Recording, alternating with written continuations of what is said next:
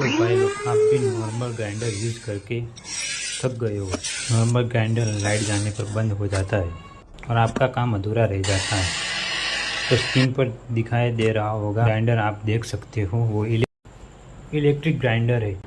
इसकी लिंक हमारे YouTube channel के बायो में जाकर वहाँ पर एक मोर वाला आइकॉन दिखाई रहा होगा, वहाँ पर क्लिक करो। जैसे ही आप क्लिक करोगे वहाँ पर प्रोडक्ट लिंक दिखाई दे रहा होगा, पर क्लिक करके आप सीधे ही प्रोडक्ट के पेज ऊपर पहुंच जाओगे और जैसे उस पर क्लिक करोगे आप प्रोडक्ट खरीदने के पेज पर पहुंच जाओगे और वहां से आप आसानी